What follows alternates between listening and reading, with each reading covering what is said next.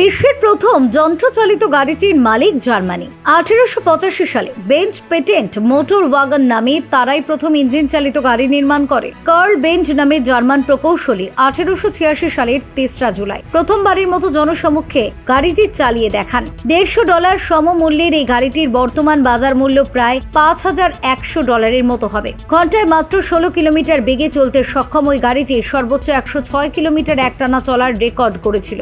2 আসন বিশিষ্ট গাড়িটির চাকা ছিল 3টি এবং পিছনের অংশে ইঞ্জিন স্থাপিত ছিল।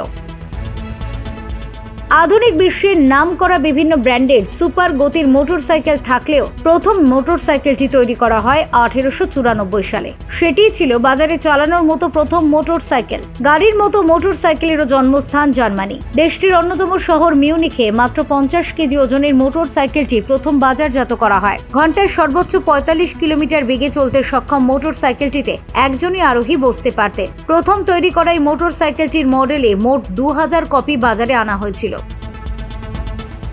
ডিজেল ইঞ্জিন পার হয়ে ইলেকট্রিক ট্রেন এখন চলে বুলেট নামে। চায়না বা জাপানের বুলেট ট্রেনগুলির দিকে তাকালে এখন আর গতি নিয়ে প্রশ্ন করতে হয় না। কিন্তু প্রথম বাষ্পীয় ইঞ্জিন বা যন্ত্রচালিত ট্রেন বাণিজ্যিকভাবে চালু হয় 1825 সালের 26শে সেপ্টেম্বর ইংল্যান্ডে। ডার্লিংটন ও নিউ ক্যাসেলসের মধ্যে চলাচলকারী একমাত্র ট্রেনটির নাম ছিল লোকোমোশন নাম্বার 1। 300 জন যাত্রী নিয়ে সর্বোচ্চ 20টি ওয়াগন সমৃদ্ধ ট্রেনটির দৈর্ঘ্য ছিল 400 ফুট।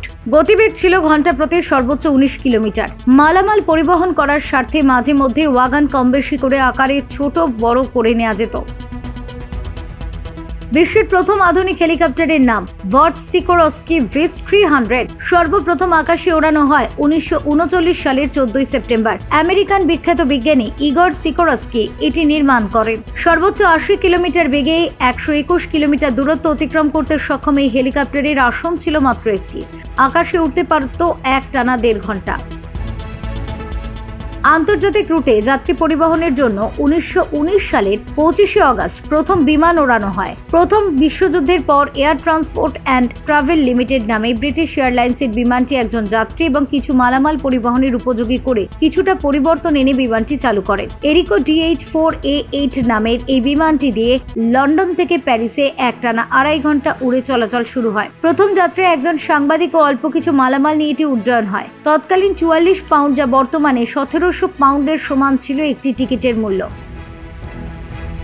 বিশ্বের এক স্থান থেকে অন্য স্থানে মালামাল পরিবহনের জন্য সমুদ্রপথে জাহাজ চলাচল বহু আগে থেকেই হচ্ছে। তবে বাষ্পীয় ইঞ্জিন চালিত জাহাজ বাণিজ্যিকভাবে 1807 সালের 17 অগস্ট প্রথম চলাচল শুরু করে নিউ ইয়র্ক থেকে। নর্থ রিভার স্টিম বোট নামের ওই জাহাজটির সামনের দিকে 2 পাশে প্যাডেল দিয়ে চলত।